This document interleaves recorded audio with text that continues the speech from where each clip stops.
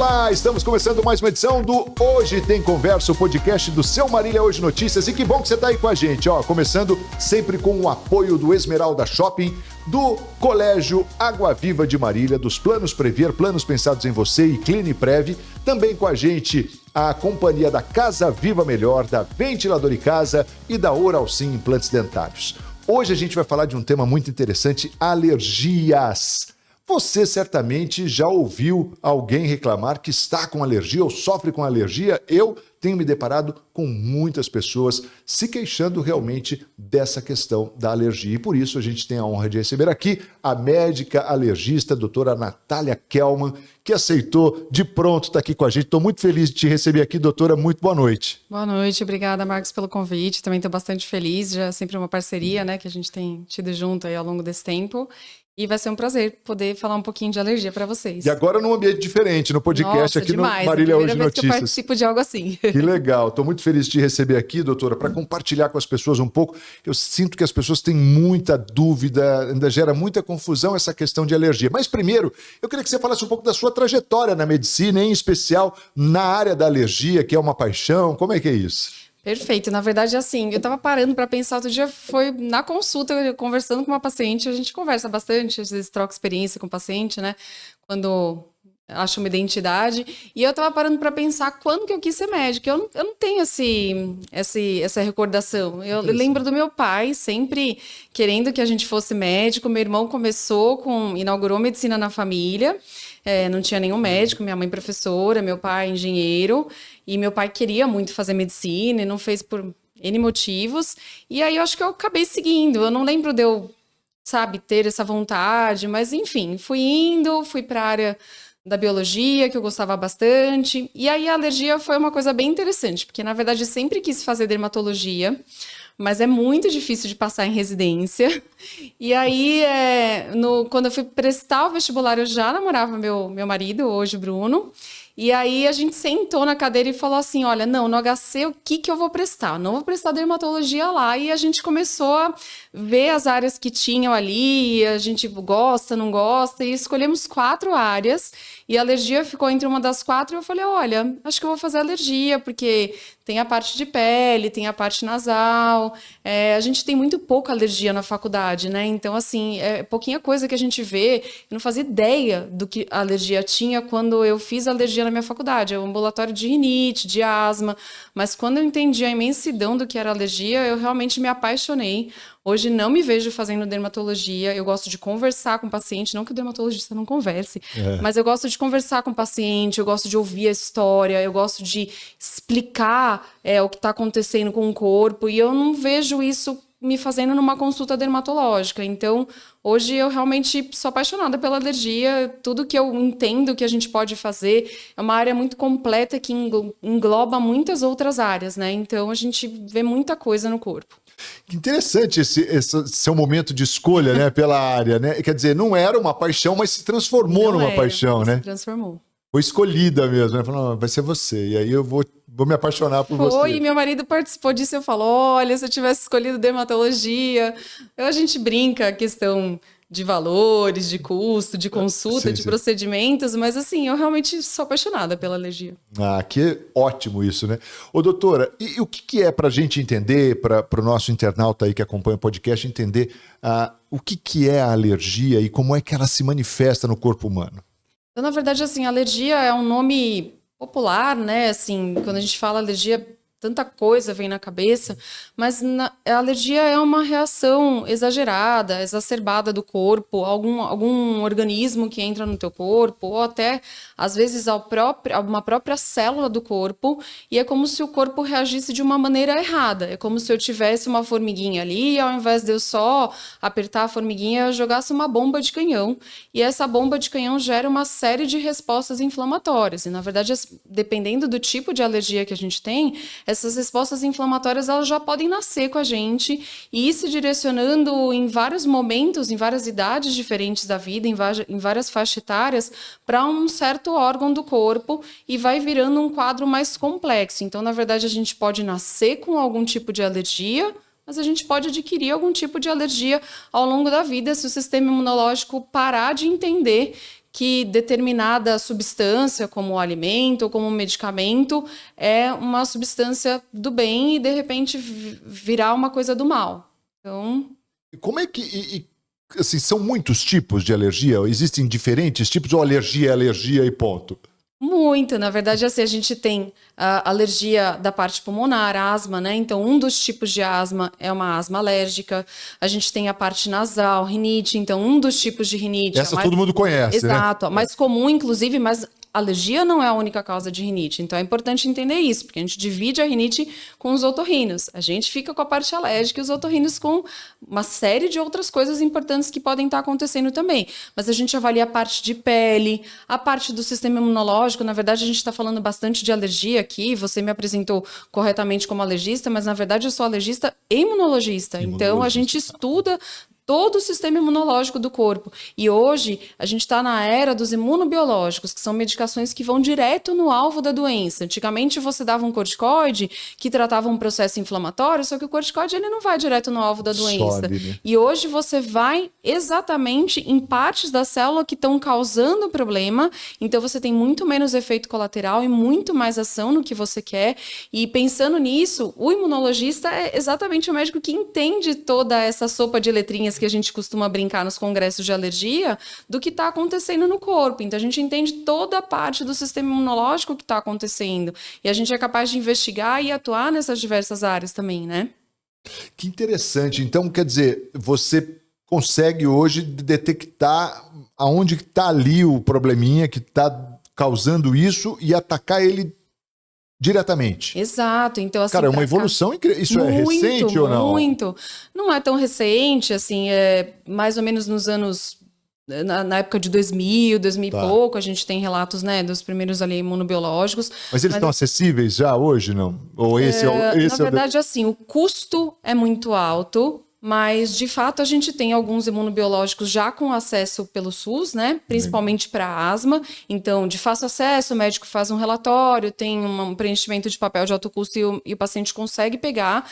E tem alguns medicamentos ainda que a gente está brigando para que isso aconteça, porque quando a gente pensa em algumas doenças, não dá para não usar o imunobiológico.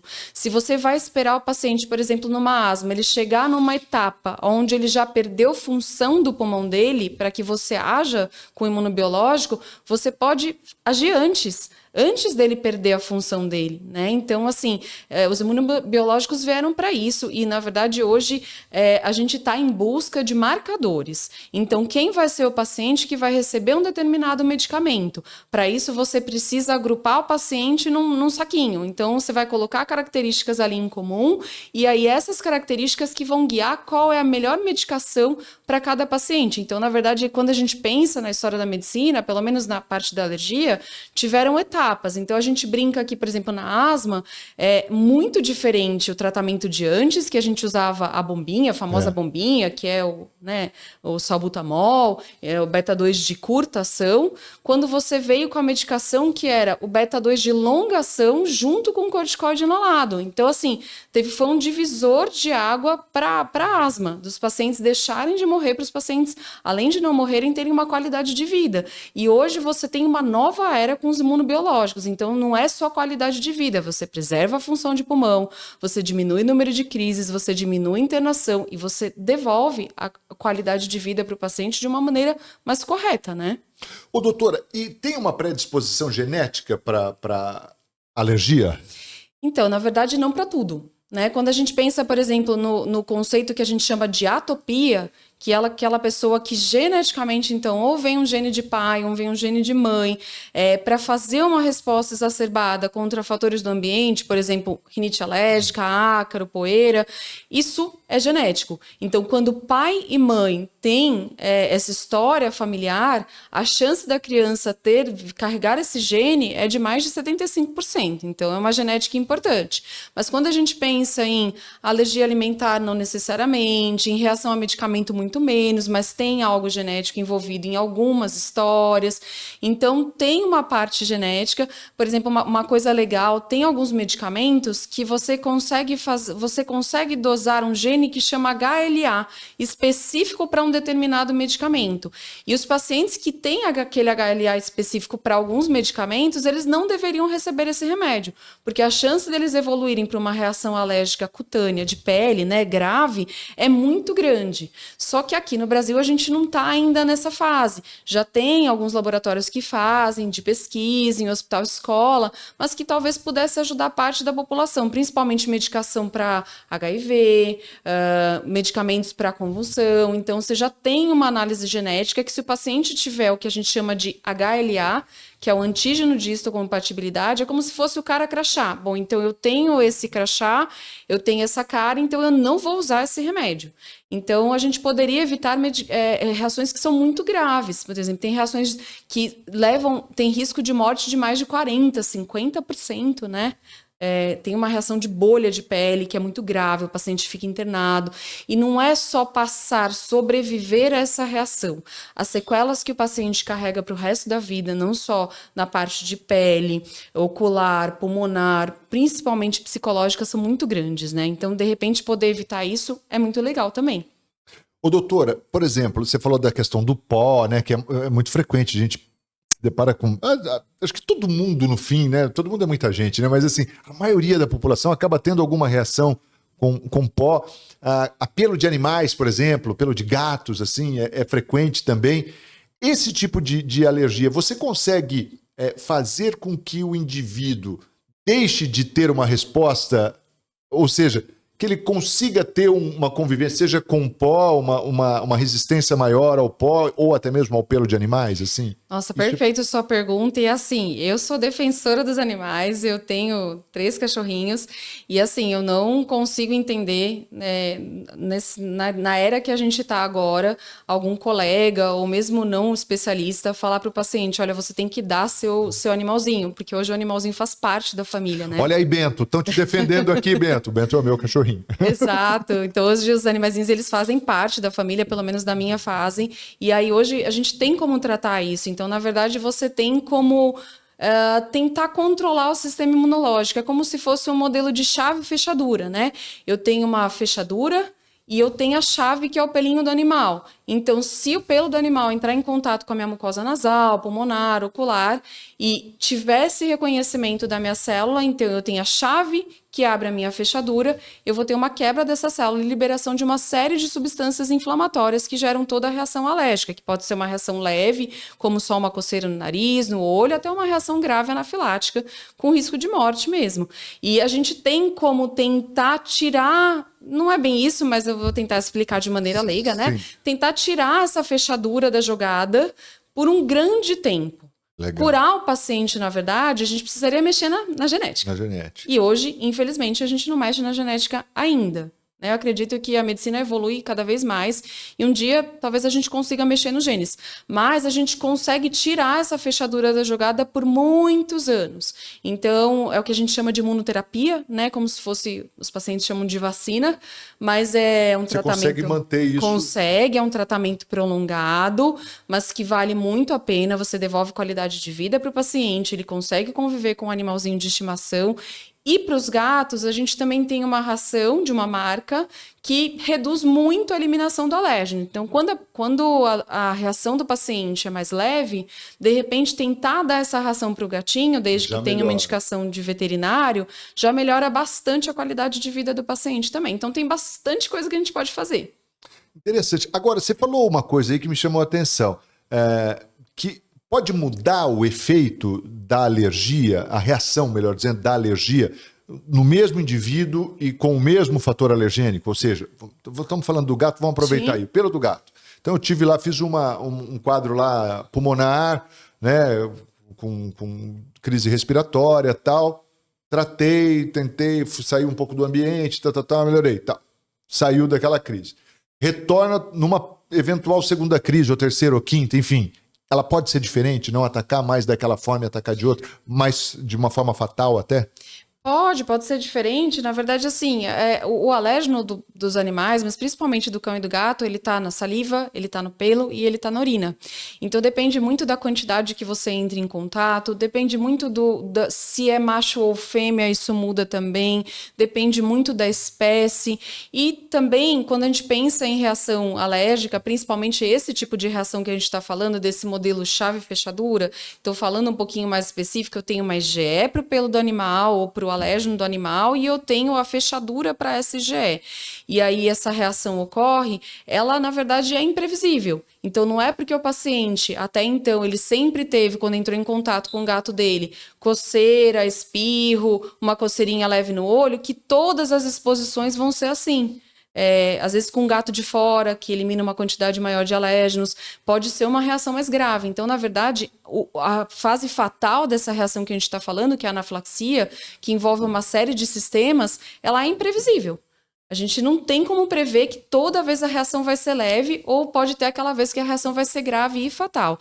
Mas o que a gente pensa, assim, pelo menos em relação aos pelos de animais, também a questão do convívio é como se eu tivesse, dependendo da quantidade de animais que eu tenho e tudo, é como se eu tivesse também fazendo um tratamento de vacina. Isso que eu ia te perguntar, essa convivência pode, de alguma forma, favorecer? Né? Tipo, com certeza pode, dependendo da quantidade. Então, assim, tem estudos falando de 2 a 3 gatos, talvez você aumente. É como se eu estivesse recebendo uma dosezinha daquele alérgeno todo dia, a ponto de ir modulando o meu sistema imunológico para tirar essa fechadura. Então, isso pode acontecer? Pode, com certeza. Depende muito da época que a gente se expõe. Uma criança, por exemplo, uma mãe, uma gestante, que se expôs desde a gestação, que amamentou o bebê, que deixou o bebê entrar em contato com o animal, a chance do animal ser alérgico aos epitélios é muito difícil. E fora isso, então, tem um benefício maior para asma, para rinite, então tem vários estudos mostrando isso. A convivência com os animais também diminui o risco de obesidade, então tem uma série de fatores que conviver com o animal é bem importante. Então, essa predisposição pode mudar ao longo da vida e tem aquelas pessoas que não eram alérgicas e podem começar a vir a ser até com contato de um animal que não tinham. Então, adotam às vezes ou compram um animalzinho, mas tem aquela predisposição genética que já nasce com elas para ser atópico, e aí o pelo de animal, ele é um inalante que a gente fala, ele vem pelo nariz, pela mucosa nasal, pela mucosa ocular, pela mucosa pulmonar, e a pessoa pode se sensibilizar e passar a ter uma reação alérgica também. Então, isso pode acontecer. É tudo muito imprevisível no corpo, né? Sem dúvida. Doutora, um outro ponto também muito frequente são as alergias relacionadas a alimentos e principalmente com crianças, né? A gente vê isso, eu acho que eu já comentei em outra oportunidade que a gente bateu papo, mas assim, e quem está nos assistindo deve pensar também, poxa, lá no passado, né? Quando eu era criança, não tinha, hoje a criança tem alergia a tudo e tal. De fato, isso é uma verdade? Ou não se tinha diagnóstico naquela época, sei lá, 40, 50 anos atrás? Mas que realmente eu vivi nessa época e entendo que eu não ouvia mesmo falar tanto de alergia, principalmente na infância. Por exemplo, a questão do leite, hoje muito frequente. Mas tem crianças, eu tenho um neto, por exemplo, que tem, além do leite, tem, acho que ovo, não sei mais o quê, tal. Quer dizer, por que esse fenômeno acontece? Então, na verdade, assim, o que acontece? Tem dados da Organização Mundial de Saúde mostrando que até 2030, ou seja, logo também... Já, tá aí. Pelo menos metade da população vai ter um tipo de alergia ou vai ser alérgica. E por que isso vem acontecendo, na verdade? Por uma série de fatores, né? O alimento que a gente comia antigamente, não sei nem se a gente, pelo menos os nossos avós, enfim, os nossos pais, talvez, já não é mais o mesmo alimento. Existe uma série de modificações genéticas, de modificação de terra. Então, quando a gente fala a proteína do leite da vaca, o leite que a gente compra ali na caixinha, no pó, isso não é leite, né? Isso não é só o leite. Até para você ter para que isso dure muito, todas essas proteínas passam por um processo de ultraprocessamento que faz com que você tenha uma modificação na proteína, e esse ultraprocessamento pode interferir no sistema imunológico. Então, na verdade, teve um congresso bem recente agora, europeu, de alergia, que eles falaram bastante, bateram na tecla bastante de um componente, eu nem vou falar o nome porque é gigante, eu também não lembro, mas de um componente de detergente, de sabão em pó, se eu não me engano, que ele é um disruptor mesmo. Então, ele pode inflamar a barreira do esôfago, a barreira de vários locais, e aí isso vira uma porta de entrada para, por exemplo, a proteína alimentar não é para ser passada pelo esôfago, ela é para ser absorvida pelo intestino. Então, se você tem uma passagem alimentar incorreta, isso facilita com que o sistema imunológico não consiga reconhecer isso. E com o aumento das alergias também, muitas crianças têm um problema de barreira de pele, que a gente chama de dermatite atópica. É como se a nossa pele fosse uma barreira de tijolos e, de repente, você perde a superfície ali, a sua camada de argamassa, e essa barreira de tijolos desaba e a sua pele vira um local onde você pode ter interferência de frio, calor, suor e até de entrada de alérgeno. Então, assim, quando o bebê é pequeno, o que os pais e parentes mais fazem? Beijam o bebê. Às vezes estão com proteína de leite de vaca ali na boca e beijam o bebê, mão, braço, perninha, pezinho. E essa barreira, ela não está preparada, ela não está protegida, e aí você tem uma entrada de uma proteína alimentar ali, e é muito mais fácil do corpo reconhecer uma proteína que entra pela pele como estranha do que pelo trato gastrointestinal, que foi como a gente foi criado para ter esse reconhecimento. Então essas alergias estão aumentando por uma série de fatores. Ela acaba sendo tem mais chance de entrar pela pele? Exato, a gente fala que ela tem mais chance de se sensibilizar.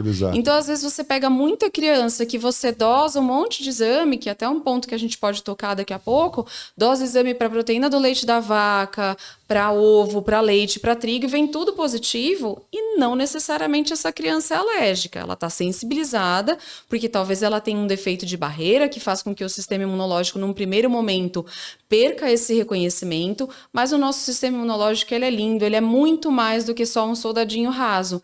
Ele é todo um exército trabalhando. Então, a gente tem uma coisa que se chama sistema de tolerância. Se um soldadinho falhar, que é o que está lá no começo, que é a IgE, você tem todo um sistema para tentar fazer ainda esse reconhecimento. E muitas vezes isso acontece. Muitas crianças conseguem consumir a proteína do leite de vaca, do ovo, trigo, a soja, sem sequer ter nenhuma reação, mas quando você faz o exame, ela está sensibilizada. E muitas vezes os médicos acabam retirando essas proteínas da dieta ali da criança e causando até uma alergia iatrogênica, que a gente fala. Porque, na verdade, o sistema imunológico estava conseguindo fazer esse reconhecimento, estava entrando em contato sem ter sequer alguma reação, e a partir do momento que você tira esse contato diário, aí sim você desregulou o seu major, o seu capitão, o seu comandante, e aí quando você entra em contato de novo com a proteína, você sobrou o soldado raso, que era o cara que falou assim, ó, fica ali de prontidão, porque você pode agir em alguma guerra, e aí não deu tempo. Quando você entra em contato de novo com a proteína, do seu sistema imunológico fazer esse reconhecimento. Você não tem um exército mais. Não tem mais, né, essa memória, esse reconhecimento. E aí o paciente, de fato, pode ter uma reação anafilática grave e aí virar alérgico a um alimento que muitas vezes ele não era. Ô, doutor, agora, você falou dessa questão do contato, fiquei pensando, você de repente tem uma criança lá que tem uma sensibilidade para determinado... Vamos falar do leite aí, que é o mais comum e tal, a proteína do leite. E aí você tirou da dieta dele e tal, e para que ele viva bem e tal, tá tendo um acompanhamento, mas a mãe toma leite e vai lá e beija o nenê pela pele e tal. Ele pode fazer uma reação e ela fala assim, poxa, mas não tô entendendo, eu tirei toda a dieta, Pode fazer uma reação. Então, na verdade, o que a gente entende hoje existe uma coisa que se chama limiar de reação. Então, antigamente, como é que funcionava? O paciente tinha uma história de alergia à proteína do leite da vaca, o que os médicos falavam? Tira tudo, não pode entrar em contato, tem que limpar a panela, tem que trocar a bucha. Então, tinha uma cozinha separada para a criança ali, né? Rastro, né? Não pode ter rastro. Não pode ter rastro, não pode ter traço, não pode ter nada. E hoje, na verdade, a gente entende que tem desde aquela criança que não vai tolerar realmente esse contato, que vai passar... onde eu fiz residência, a gente tinha uma menininha que ela passava no corredor dos laticínios e ela fazia anafilaxia, só de passar no corredor, por sentir o cheiro ali dos queijos, do leite, até aquele paciente que vai conseguir comer um bolinho que vai leite e não vai ter nenhuma reação. Então, na verdade, existe uma coisa que se chama limiar de tolerância. E conhecer esse limiar de tolerância é muito importante, porque aquele paciente que ele consegue comer o bolinho, deixa ele comendo o bolinho, porque isso vai facilitar e vai ajudar o sistema imunológico a acelerar o processo de cura. Que é o lance que você falou, como se fosse uma vacina ali, né? Você está estimulando.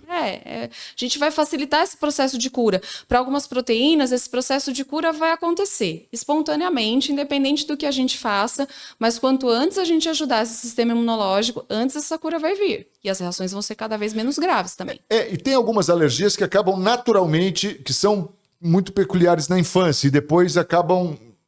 Sim, a própria proteína do leite de vaca. A maioria dos pacientes é porque existem vários tipos de manifestação clínica, né? Quando a gente fala alergia à proteína do leite de vaca, tem desde aquele paciente que vai fechar a glote e vai parar no hospital com risco de morte, até aquele bebezinho que toda vez que a mãe amamentar o próprio leite dela ou um leite, uma fórmula, ele vai fazer cocô com sangue ali. Então, você tem vários espectros de manifestação de alergia à proteína, né? Cada tipo exige uma investigação e um preparo ali, mas a maioria dos pacientes acaba entendendo que a proteína do leite de vaca é um amigo e acaba evoluindo para um processo de cura.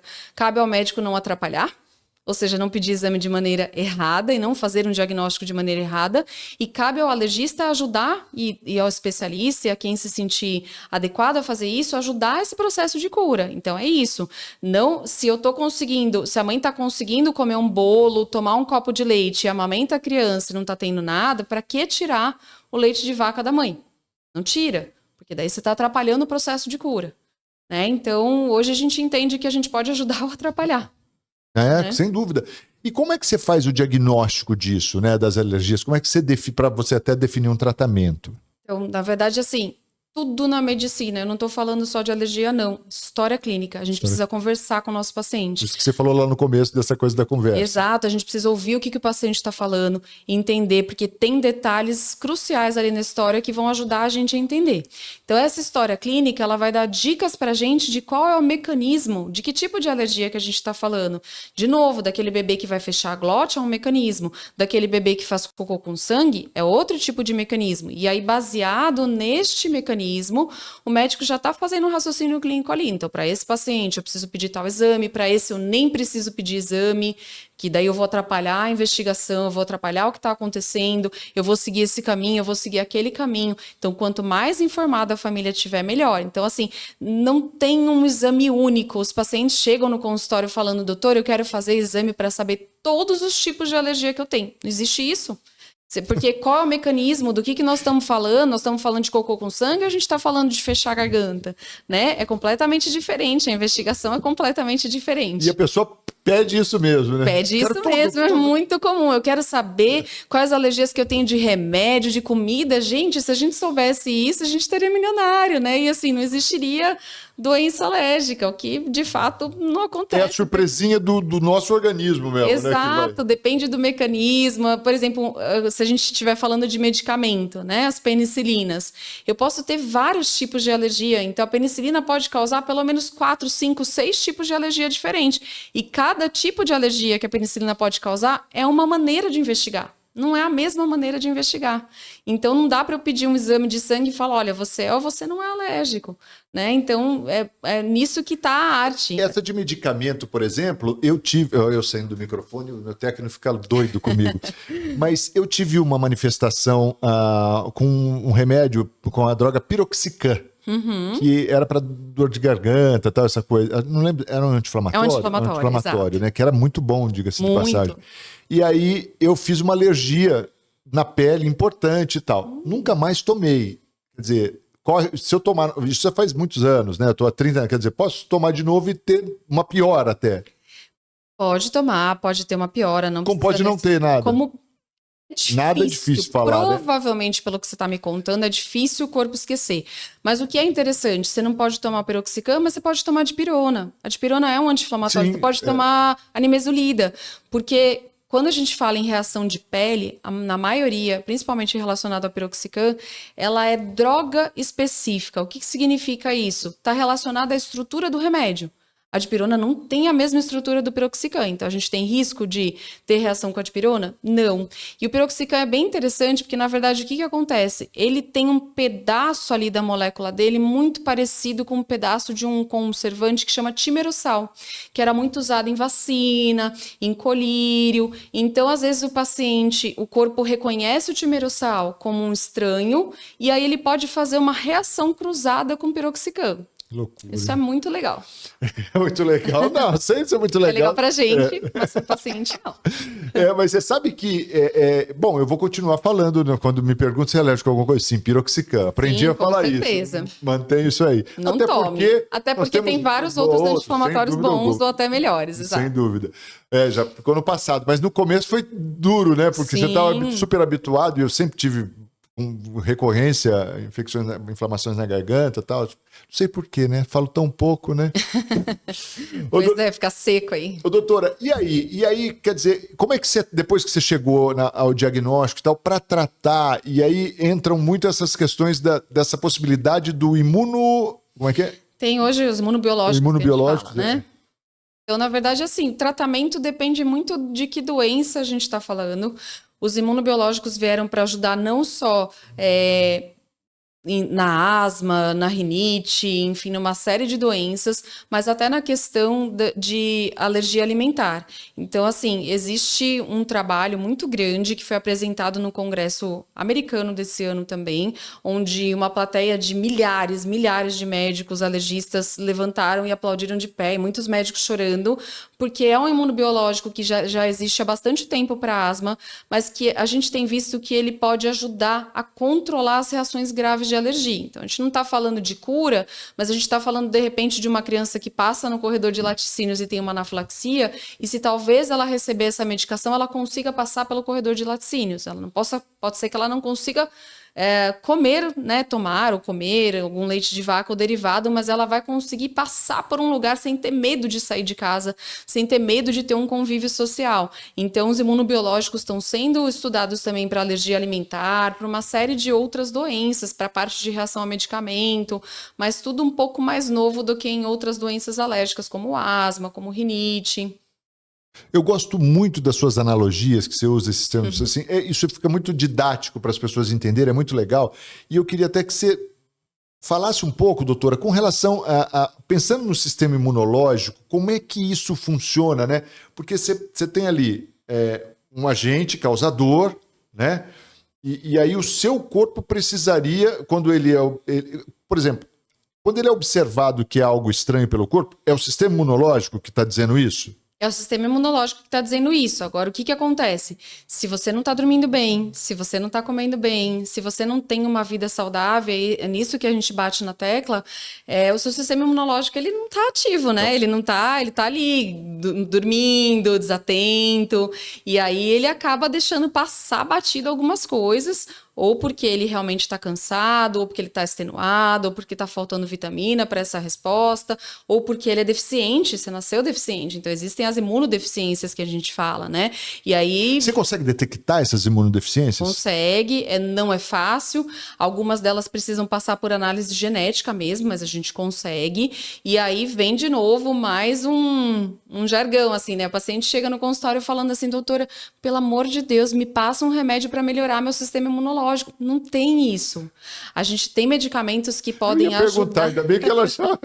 A gente tem medicamentos que podem ajudar nessa resposta imunológica, mas não tem segredo, gente. E assim, uma qualidade de vida. Exato, e daí eu me coloco como paciente também. Tem doenças que a gente fala assim, nossa, mas eu quero um remédio que me melhore hoje. Às vezes não tem. Às vezes você vai precisar adequar e melhorar toda a sua qualidade de vida para que daí seu corpo volte a funcionar de uma maneira adequada. Não tem como o seu sistema imunológico ficar vigente para atuar numa infecção se você não dorme direito. Os seus bichinhos da barriga não dormem direito, os bichinhos da barriga mandam ordem para o cérebro, ordem para o pulmão, ordem para uma série de coisas no corpo. Então, eles ficam desatentos, eles estão desequilibrados ali, eles não conseguem ajudar, né? Então, hoje a gente fala muito da microbiota intestinal, que são os bichinhos que atuam no intestino, da microbiota de pele. Tudo tem que estar num perfeito equilíbrio. Imagina no mundo que a gente vive, onde a gente tem um monte de disruptor, plástico, essa substância que está no sabão em pó que a gente lava nossa roupa, no detergente que a gente lava a nossa roupa, é a lavanda que a gente acha que é natural, mas na verdade é um disruptor endocrinológico. O perfume do amaciante que entra na mente da gente. Então, assim, tem muita coisa atrapalhando o nosso corpo de funcionar. Isso é o ônus do progresso, né? Não é só o bônus. A população cresceu, não tem como fornecer tudo da fazenda, que nem era na época dos nossos pais, mas para isso a gente ganhou coisas que atrapalham o funcionamento do nosso sistema imune. né? Então, o nosso corpo vai ter que aprender como fazer isso e talvez a gente precise ajudar realmente dentro da ciência e da medicina, né? Ô, doutora, e com relação a um caso de anafilático mesmo aí, fechamento de glote, né, que fala também que a pessoa fica... Como é que se tira o paciente de um quadro desse? Foi ótimo você falar isso um pouquinho antes de eu entrar aqui. Tá correndo um monte de vídeo na rede social de um americano que teve uma reação anafilática no voo da Emirates. Vou falar porque não sou patrocinada pela Emirates. Então, na verdade, o que acontece? Ele era um paciente que tinha reação alérgica grave com nuts, né, que são as castanhas, e ele documentou isso e falou isso para os comissários de bordo e tudo, e foi servido um peixe para ele com um molho de castanha. E ele teve uma reação anafilática na hora. E sorte que ele carregava a caneta, o dispositivo de adrenalina alta injetável, e ele conseguiu se aplicar e com isso sair daquela reação. Então, a adrenalina é uma droga que age em menos de 1 minuto no corpo, impedindo o desmaio, recobrando a pressão arterial, quando é o caso, diminuindo o edema, né, das mucosas, da glote e de todas as outras mucosas, então restabelecendo a função do corpo do paciente para que ele possa ter tempo para chegar ao pronto-socorro. Porque ele precisa ir. Exato, precisa ir, porque precisa ficar em observação, pode ter uma reação de novo. Então, é isso que a gente precisa entender. E o que é interessante é que hoje ainda não existe nenhuma lei que obrigue o avião a ter um dispositivo de adrenalina ou uma adrenalina dentro do avião como kit de emergência. Poxa, é o mínimo. Então, o avião não pode servir castanha, o avião não pode servir proteína do leite de vaca, o avião não pode servir ovo, entende? Porque tem muitos pacientes, as alergias alimentares estão aumentando. Hoje você tem paciente alérgico a gergelim, alérgico a castanha, alérgico a amendoim. Não é só aqueles alimentos mais comuns da infância. E como que você vai conseguir detectar tudo isso? Então, o avião, você está na altura, você precisa estar preparado para esse tratamento. Sorte que o paciente tinha adrenalina dele. Se ele não tivesse, teria morrido. muito provavelmente, que é um quadro que pode levar a óbito mesmo. Né? Teve muitos casos recentes aí, teve uma americana também, que antes de casar, ela... E ainda bem que ele teve a percepção de fazer tudo rápido, né? Porque... Teve porque ele era super orientado. Então, aí entra o alergista.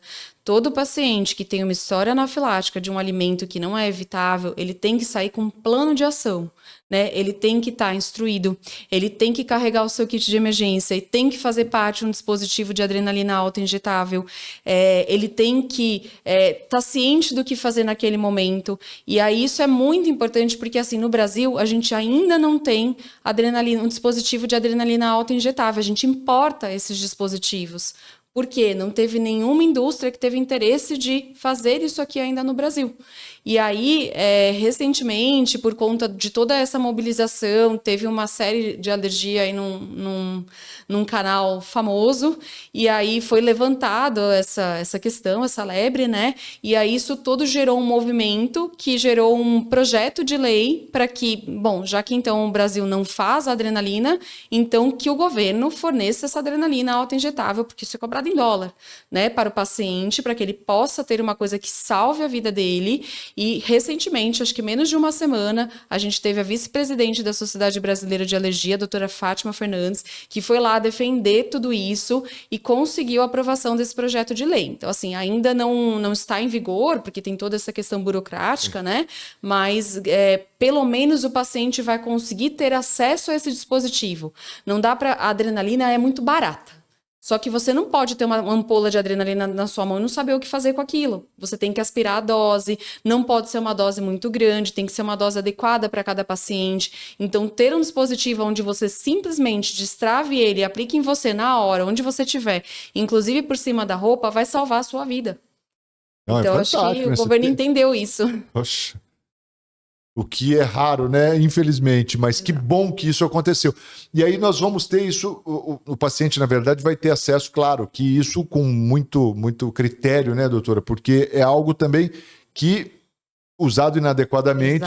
Exato, né? A gente sabe que as pessoas vendem as coisas, então com muito critério, vai ter que ter relatório do especialista, do alergista, né? Vai ter que comprovar tudo certinho, mas é uma coisa que é importante para realmente para salvar a vida do paciente e a gente está ansiando por que essa lei seja logo em vigor, entre logo em vigor, porque o valor é muito caro. Realmente ele vem em dólar, né? Uma vez que é importado, dólar, euro, então tudo vira dólar. E a gente sabe que com essa instabilidade do mercado, cada vez é um preço.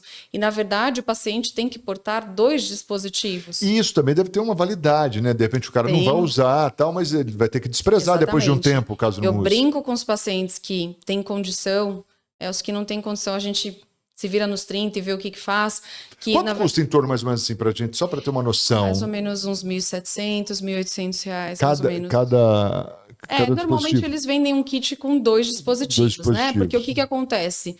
Atrasar o reconhecimento da reação é diferente. Se eu tô aqui e você tá tendo uma reação anafilática, talvez seja muito mais fácil de eu fazer esse reconhecimento e não demorar para aplicar adrenalina em você. Agora, o paciente, ou às vezes um médico que não tá treinado, ele pode demorar um pouquinho para entender que aquilo é uma anafilaxia, e quanto mais ele demora para entender, menos a adrenalina vai funcionar. Então, às vezes, você precisa de uma dose de resgate para que essa adrenalina funcione, e tem a ver também um pouco com o peso do paciente. Então, às vezes, um paciente muito pesado, a dose máxima que você tem, ela pode agir um pouco menos, e aí talvez ele não seja o suficiente. Não seja o suficiente, exato.